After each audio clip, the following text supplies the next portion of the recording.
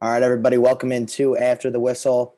I am your host, Jimmy Cody, and I'm joined alongside by my co-host, Jeffrey Bozzi. Jeffrey, how you doing today? I'm doing well, Jimmy. How are you? I'm good. I'm good. So we just came off probably one of the best weekends of football, maybe ever. Four outstanding games. Um, from the beginning to the end, they were all decided on the last play, which I don't think has ever happened before from my memory. Maybe besides 2 years ago, the Saints Rams game and the Chiefs Patriots game. That was a good weekend, but that was two games, and this was four. So I mean, hey, it doesn't get much better than that. Yeah, no, every game was back and forth drama. I think the games yesterday were probably better than the Saturday ones, but every single one came out of literally the final play. I just thought it was great TV overall. Yeah, so we're gonna kind of start reverse here. I want to talk about first the Bills and the Chiefs. I mean, this was the game that I think everybody all week was, kind of waiting to see because first of all, it was a matchup between probably like the best QB matchup. Obviously, you have Patrick Mahomes, who's probably the top three quarterback in the league next to Brady and Aaron Rodgers. And then you have Josh Allen, who I mean, coming into the season, everybody knew he was a really good quarterback. But he's kind of cemented himself. I personally think that he's up there in at least the top five, but you could make a case that he's the fourth best quarterback in the NFL. And I don't think anybody would really disagree with that at all. I mean, he's certainly up there. The fact he was not picked to the Pro Bowl is insane to me. But it doesn't seem to really bother him because he played phenomenally. Yeah, no, he was great. You saw him literally carry the team on his back, especially in the fourth quarter. Like you saw him get first down after first down, either with his arm or with his legs. He was literally carrying the team on his back. And yeah, it's just sad that they lost just because I felt like he put so much on the line. What more could he have done than what he did? Like he literally made every possible throw. He came up clutch. I remember the one touchdown. It was 4th and 13, and he throws a dart to Gabriel Davis, who was Mhm. wide open.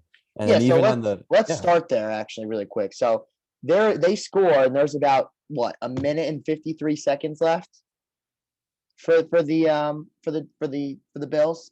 They just yeah, score and then they leave a minute 53. And my first thought was, wow, they left Mahomes with way too much time. And the Chiefs went down and they scored right away. We saw Tyreek Hill throw up that peace sign, which I know people are complaining that was not the taunting, but who the yeah. heck cares? Talk about that play. He literally catches the ball at midfield and he literally uses his God-given speed and Yeah. just breaks away from the entire Bills No, defense. and Tyreek Hill had a game last night. I mean, you want to talk about a couple of receivers at a game. Him and Gabriel Davis absolutely lit it up out there. Um, so they score with about a minute left. The Chiefs do on that play, and was there a minute and 3 seconds, right? Yeah, I think it was 102. Yeah, Okay, 102. same thing. And so, yeah, so then the Bills go down and they have this drive, and Josh Allen is firing on all cylinders. We're just watching one of the best QB matchups ever. And this is to me where I think the Bills start to mess up after they they score right on that 4th and 15. Oh no, that was the drive before. But they do score. Um, there's 13 seconds left, and they're up by 3 points. The Chiefs are going to have to get into field goal range. And I think literally the perfect way to set that up for them is give them a 25-yard head start with no time coming off the clock.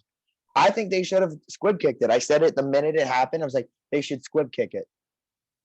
I mean, I guess squib kicks Yeah. can go bad. Like, I do understand, like, there's a chance they catch at the 30 and then, like, just fall. You know what I mean?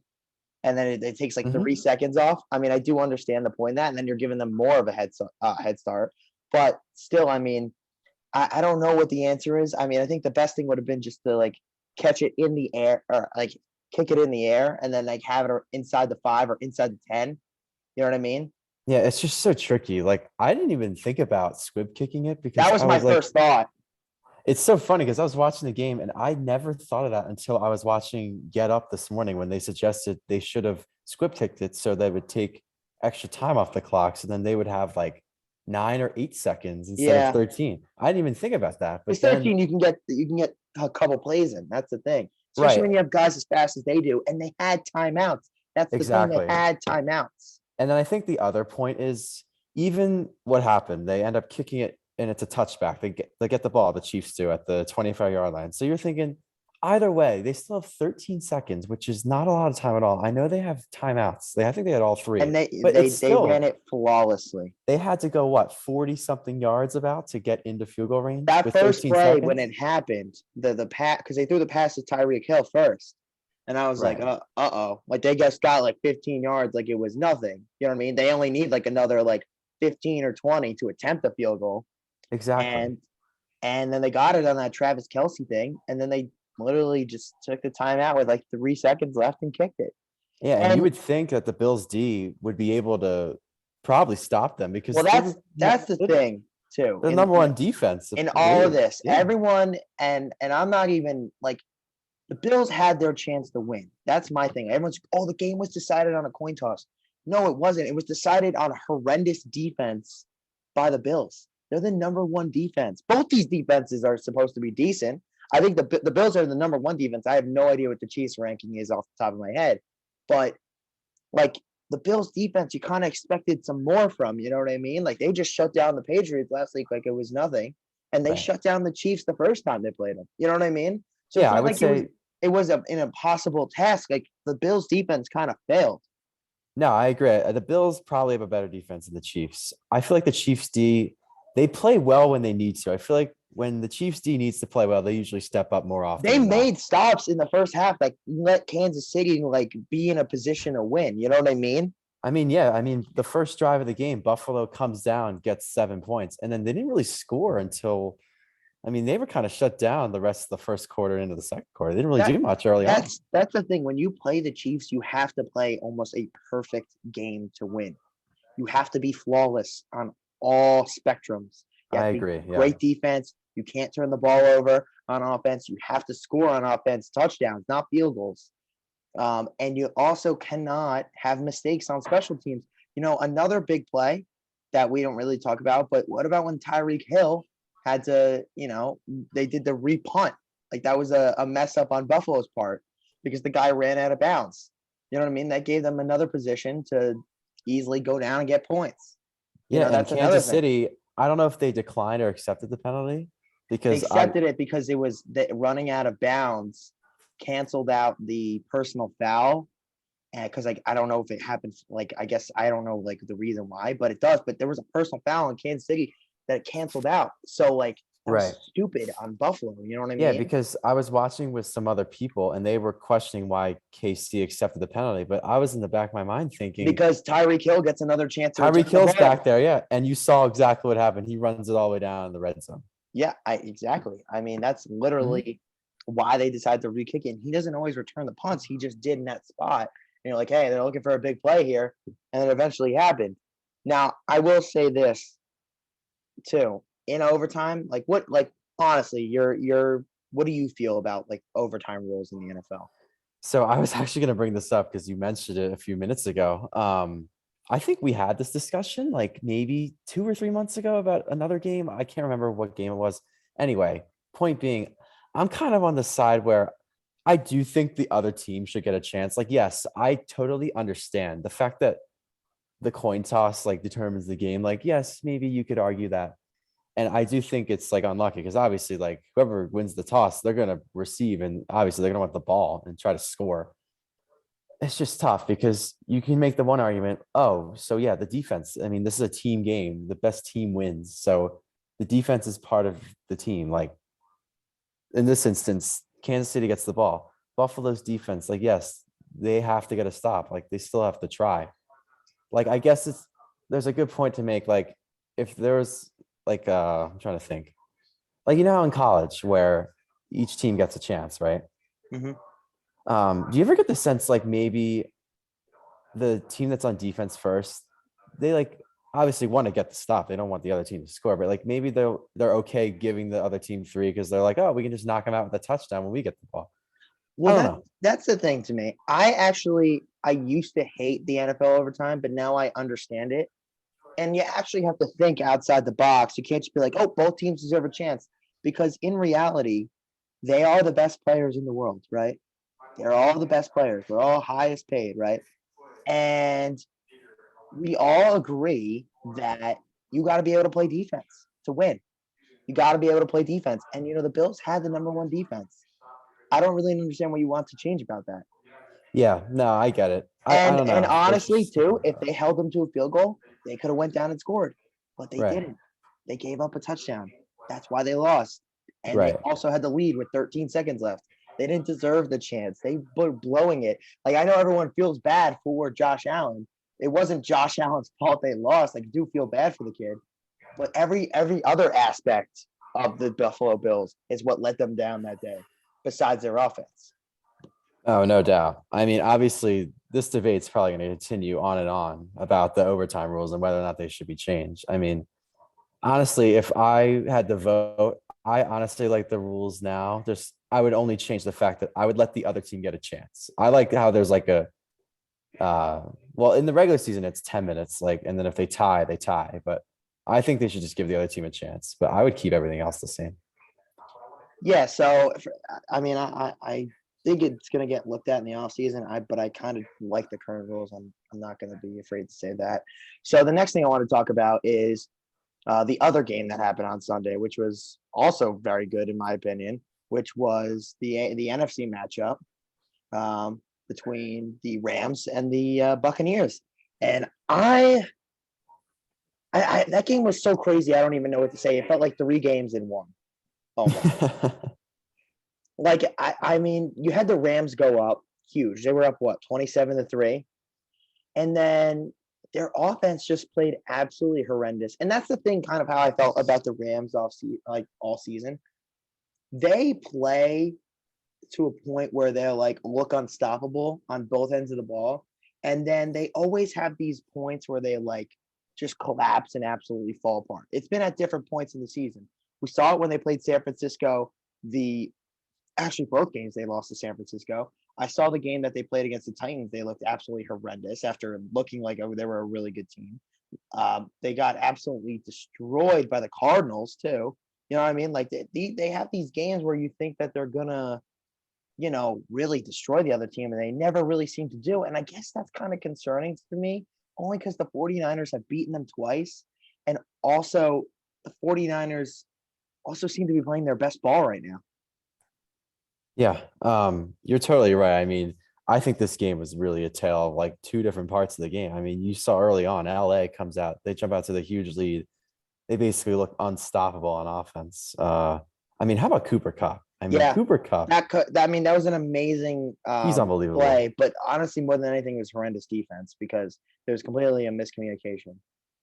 Yeah, but I just they don't understand why you go all out blitz there. Like I understand that was the call, but I don't really like the call. oh, It's I like completely agree with that. it I was don't know kind who of tweeted it, but yeah, I think it might have been one of the NBC or ESPN people. yeah. They I didn't get go that all out call. blitz and then you leave Cooper Cup like with the free Like, run why down would the you field. do that? Like, you're literally trying to prevent them to get down the field. Yeah, they need a field goal to win. I Hmm. don't get it. But yeah, LA jumps out early. I mean, they were in full control. And we were talking about this on Friday.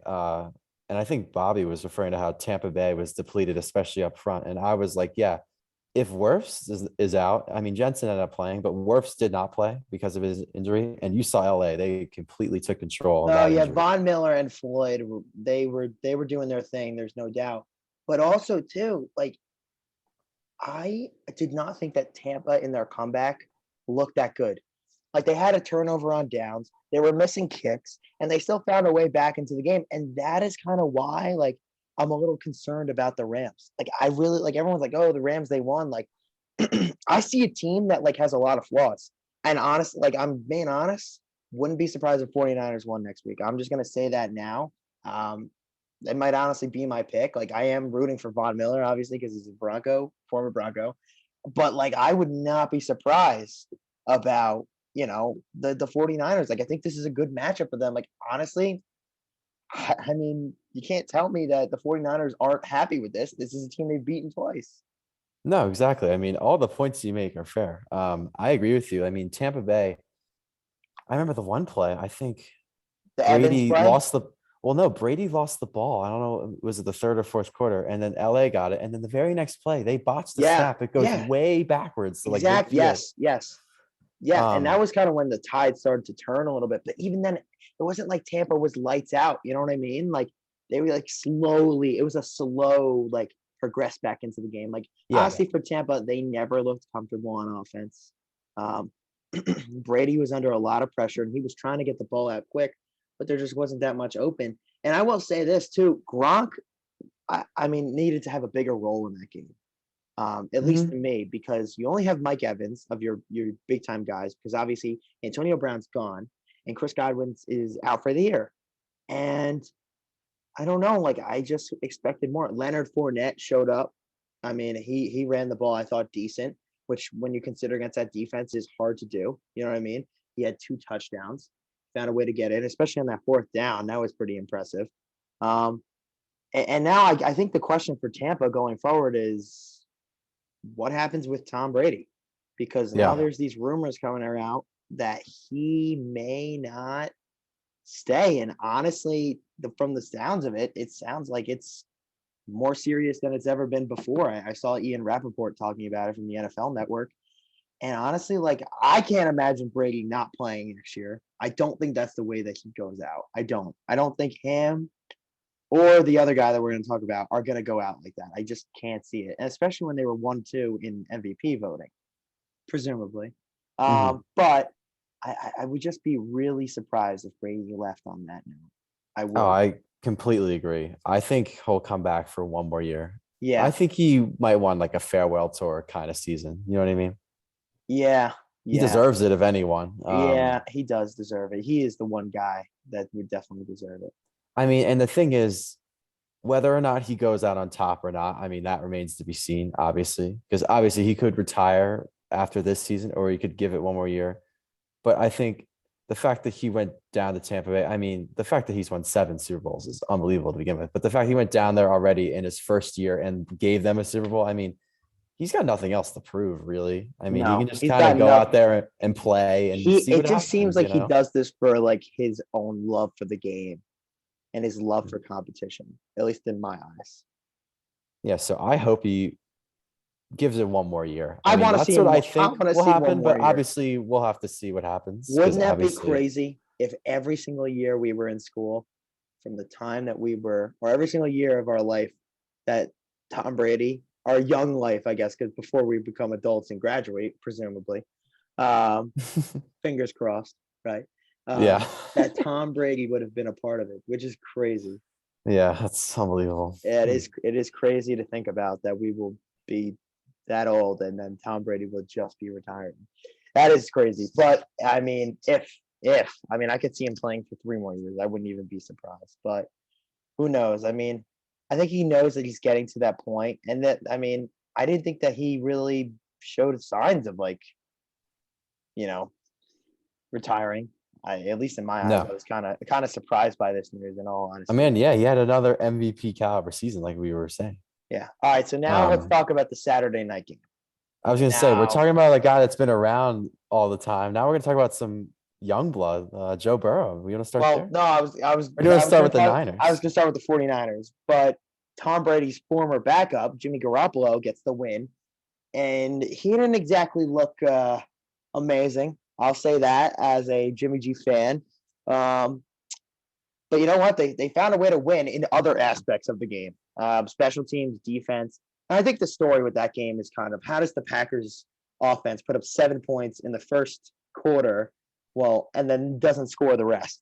I mean, they were awful the rest of the game. They were Yeah, they absolutely came out awful. and scored. I was They like, put oh, is three this points what's gonna after be, that. right? Yeah, I Yeah, was like, is this what's gonna happen? They're gonna just roll through the Niners? yeah. I think a lot of people thought that too. And then the 49ers defense, though, I didn't think that like the Packers like really were that awful on offense because I was more impressed by the 49ers defense. Yeah, I no, mean, that's fair. the 49ers defense is good. They got guys who can play. I mean, Yeah, it's just I was kind of bummed out by the Packers offense. I mean, they get the 1 seed, they got the home field at Lambeau. You think it's all lining up for them, and they put up 10 points. Like, obviously, credit to the Niners. D. It's just with everything that the Packers were coming in with, like the pressure of not making it over the top to the Super Bowl. Like, it's I was on just their kind of special teams disappointed. though.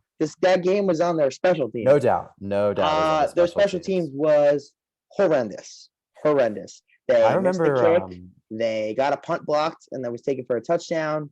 So that's about 10 points right there that it was a swing on. Yeah, I mean, it was just horrendous. And then at the end of the game, they only had 10 guys on the field. Packers all around, their offense played good. Or no, their offense was I mean, definitely their defense played good.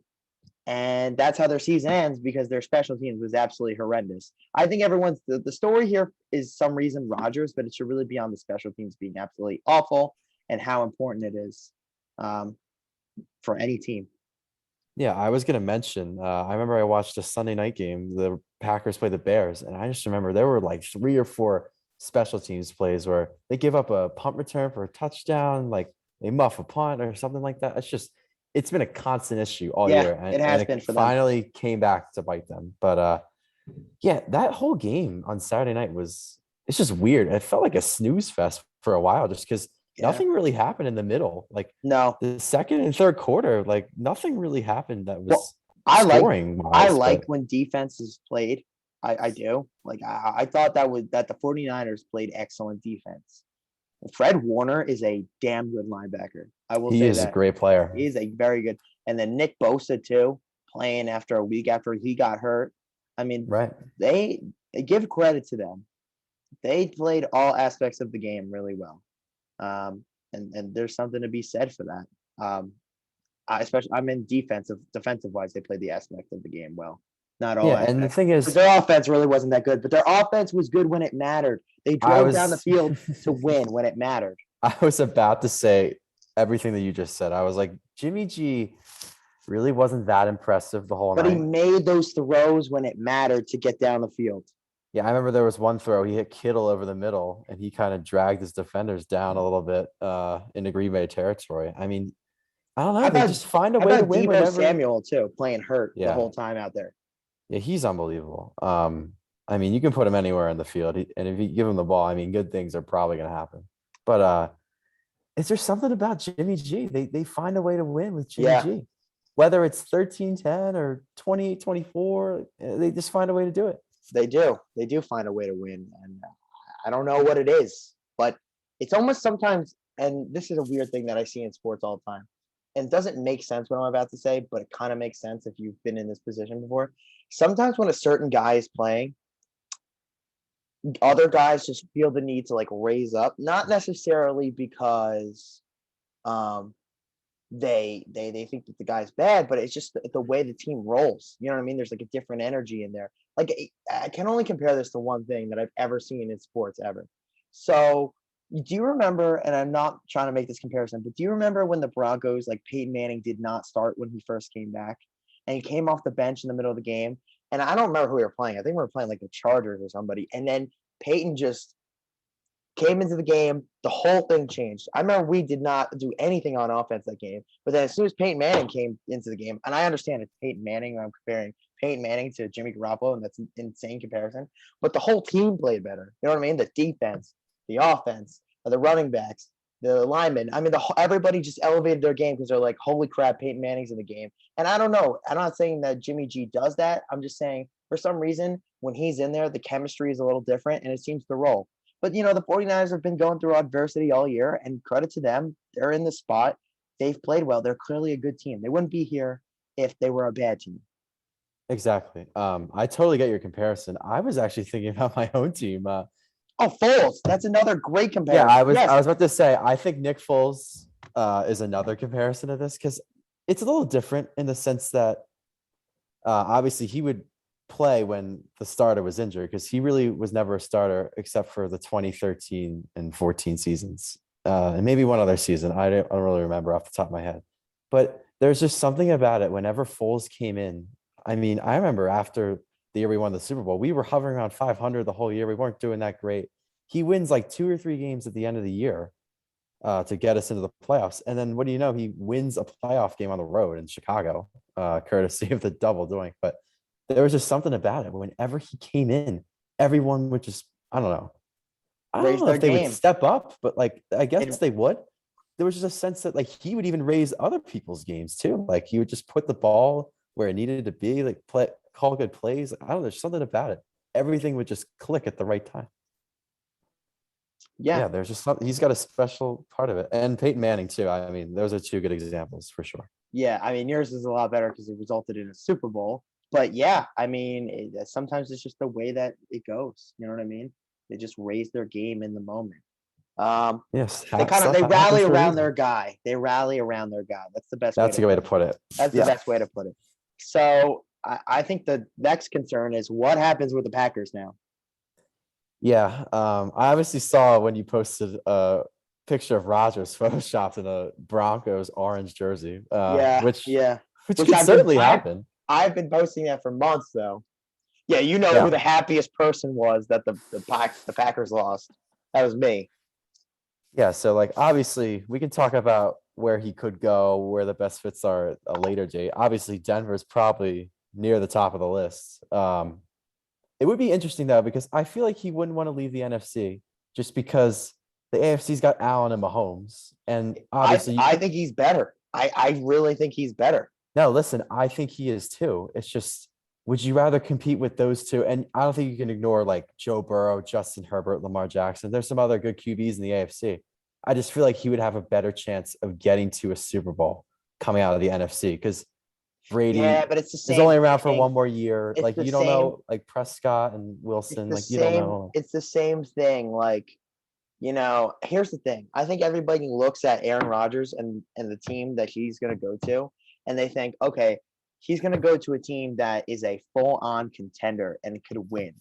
Listen, I'm not saying that the Broncos are a contender. I think they have a lot of guys who can play the game very well, and I think that they have a very good defense. Obviously, they're a top 5 defense. There's nothing to say about that besides it is what it is. They have some young, nice pieces on offense. They have a nice young running back. I think he would fit in very well there, but you can't deny. I mean, there's other teams that could take him on. I mean, imagine the Titans found a way to get rid of Ryan Tannehill and put in Aaron Rodgers in there. I mean, they would become a very good team, right? They have a good defense. Could you imagine a team like, and I know this is a little crazy, but, how about the Steelers? How about him going there? I Yeah. mean, I don't think it would really work because I don't know if Aaron Rodgers necessarily, and that's one of the things too. Aaron Rodgers kind of has this thing, and he's a little bit of a wild card. Let's be honest here. He may not want to play for a coach like Mike Tomlin because let's face it, Mike Tomlin runs it like it's a drill sergeant thing, and that was kind of the thing that he didn't like about Mike McCarthy. But Tomlin is a great coach, so I don't think that they should change anything just because Aaron Rodgers is coming down. Like they don't need him. They've won with Ben Roethlisberger, who isn't nearly the quarterback that Aaron Rodgers is. And honestly, they could easily draft a quarterback and make it work over there. Um, but there's so many options, and I have no idea what's going to happen because you have to think Russell Wilson. There's a chance that he gets traded this offseason too. We have to see what the heck is going to happen with Deshaun Watson. I know there was some rumors that he was going to get traded at some point during this season. It never happened, but I mean, you would have to think the Texans have to do something at some point because they are just paying him to do nothing, and that doesn't really bode Yeah. well for the future. So they may as well just get rid of him. Um, unless something happens there. I mean, I would think that those 3 are at least on the move. Mm-hmm. Um, there's plenty of teams that could use a quarterback. I mean, what about your Eagles? Like, are they going to say no? I mean, their defense isn't really that great, but I mean, the offense they could probably use another receiver. Do they have They have 3 first-round picks? You're telling me you wouldn't trade those 3 first-round picks for like Yeah, they definitely could be used as trade bait. Devontae Adams, uh, and Aaron Rodgers? Would you trade? Would you do that? Like those 3 first-round picks, and then maybe like I don't know, a set another second-round pick for Rodgers and Devontae Adams. I think that'd be tough to turn down. I would probably need some time to think about it. But You would need time to think about that. Come on, stop. Rodgers and Adams, yeah, you know what? You would do not need time to think about that. I saw a trade, and this was from a Green Bay writer, and it Okay. was with the Broncos. It was like the first. I don't know how I saw it, but it was like they did like a wrap up podcast. He said March 6th or whatever the dates are because that's when the combine is. All the guys are together. He goes like watch it, and there are a lot of trades that do happen then. And he goes like watch this. Like I wouldn't be surprised if it's Jerry Jeudy to the Packers along with 4 first-round picks and a second and a third, and for Aaron Rodgers and Devontae Adams. That would be insane. And I would just be willing. I would give up any of our young receivers for Aaron Rodgers alone. Yeah. But to get Devontae Adams too, I mean, geez. I mean, you would have to think. Obviously, they play against the Chiefs, but I mean, that would put them right in the conversation, especially with the defense they have and the fact that they held the Chiefs to 15 points earlier this year on offense. Yeah, no And then doubt. they almost had a chance to beat them the second time. Like, you would have to think that would solve a lot of things for them. Yeah, I would like to respond to a lot of things you just said. Yeah, I mean, you bring up Rodgers and Adams. If we gave them the 3 first and the second, the thing is, obviously, it sounds great. I mean, Devontae Adams and Aaron Rodgers. I mean, they're arguably the 2 best at their respective positions. It's just tricky though. If you didn't win like a Super Bowl, like, because that's a short time frame. Because Rodgers is That's true. Like, your 39. defense isn't that good. Like, I don't know if you would win a Super Bowl. Because Rodgers, like, you know how many years he has left. Obviously, Adams is in the middle of his prime. Rodgers Yeah. is, still, I guess, in his prime too, but he's not going to be around for much longer. And listen, Rodgers is way better than Hurts, no doubt. It's just, would you rather try to win a Super Bowl in like a 2-3 year window, or would you rather try to get Hurts? Jalen Hurts is never winning a Super Bowl. I'll say it right now. See, that's the thing. Jalen Like, Hurts isn't do winning you a Super think? Bowl. Yeah, that's the other thing. Like, do you hope that he develops into like a Super Bowl caliber winning quarterback?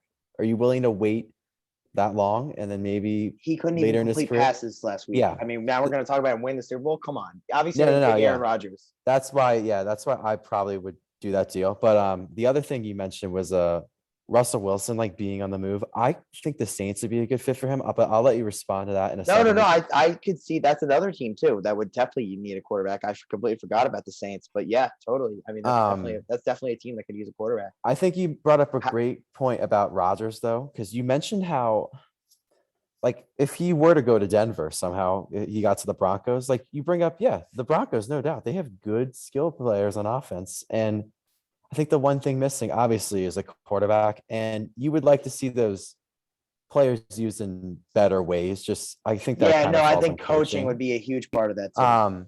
But yeah, I was going to compare that because when Brady went to Tampa Bay, I mean, Tampa Bay was this like mediocre team. Like, yeah, and this, I think it's a great comparison to Denver because they were had kinda, young like talent. stuck. Like, yeah, they had Winston for a few years, and obviously it didn't pan out in Tampa Bay, but they had these guys like Evans and Godwin and Ronald Jones even at the time. Like they had good skill position players. And then you saw Brady, he saw that was attractive enough to make him leave New England. Like, I think that's And they also similar. got Gronk. They also improved their defense a bunch. You know, So they that's got the thing, Antonio like- Brown. I mean, Right. sometimes the things just fall into place there too. So Here's I think another it's- thing too that I could see. Yeah, go ahead. If they break up Rodgers and Devontae Adams, I could see Devontae Adams being franchise tagged and traded. And honestly, you know who I think a team that would be very good for Devontae Adams and would want him a lot? The Raiders or the Patriots. Those are two teams. I love that the Raiders, especially. Yeah, they need and the Patriots the too. Raiders need a number one. The Patriots need So a the number one. Pats. Yeah, and they're Like, both. yeah, the they Pats both have guys just who made can the playoffs. play, but yeah. They both just made the playoffs. I agree a lot. Both of those Also, teams too, have a lot of with capable the- receivers, but they With need the number one. Saints, they could trade Michael Thomas in a deal. You know what I mean? It's true. Yeah. I mean, all options are on the table. The other thing I was going to ask you, we talk about Rodgers and like, we're assuming he's going to leave. Like, you're set that he's out of Green Bay. Like, you definitely. Yeah, I think he's out. gone. I think he's gone. I think he is too. Yeah, I think he's gone. Yeah, obviously I get offseason LeBron. I get coming in LeBron is- losing and leaving Cleveland vibes. Yeah, I did too. I saw someone tweet a picture of a side by side with Just LeBron the way and they Rodgers. walked. Just the way they walked out with their head down. They're like, "Hey, I'm out of here." Yeah. That's just the vibes I got. Really quick, I want to talk about the other game. So the Bengals and Titans. Ryan Tannehill stinks. I've always said that he stinks. He should have handed the ball off to Derrick Henry. But pretty much the story here is Joe Burrow got killed and still found a way to win that game, which is, I think, insane. He's another guy. I mean, he's up there with those other guys that I mentioned earlier in the show. I mean, I don't know if he's top 5 because Herbert's up there. There's so many other guys. I mean, but he is definitely he's a good quarterback. There's no doubt about that. Yeah. I actually picked the Bengals to win. Like, as soon as I found out what this matchup was, I picked them to win. But then I heard Henry was playing. I'm like, assuming he's healthy, I was like, he's a tough guy to stop. I mean, he's kind of the guy that makes it all go for the Titans. And I really thought he was gonna have more of an impact than he Hmm. did. I mean, Yeah. obviously, we don't know how healthy he was. Obviously, he was probably healthy enough to play, but I did see something. He got like a metal plate in his foot and something else. So I was like, that's kind of scary. But anyway, yeah, the Bengals, they just hung tough the whole game. They didn't really like, I mean, obviously, there were some turnovers in that game, but the moral of the story was the Titans still couldn't win, and they got so many sacks on Burrow. Obviously, that's a huge concern going into the game against Kansas City because they'll have to contain like Chris Jones and other guys on that D line from getting to Burrow. But yeah, no, it's impressive. The Bengals are kind of this one team that's like crashing the party because like you could expect the Chiefs to be there. Like maybe not the 49ers. I mean, you could say whatever about the Rams with the Bengals. Yeah, I don't think anyone expected them to get all the way this far. I mean, obviously they're capable because they kind of had a nice draw. I mean, the Raiders they got by pretty easily, and then they got by Tennessee. I mean, Tennessee I know is the 1 seed, but I wouldn't say they're a 1 seed that everyone's like, oh my god, we got to play them. You know, like I don't think they're that scary, Hmm.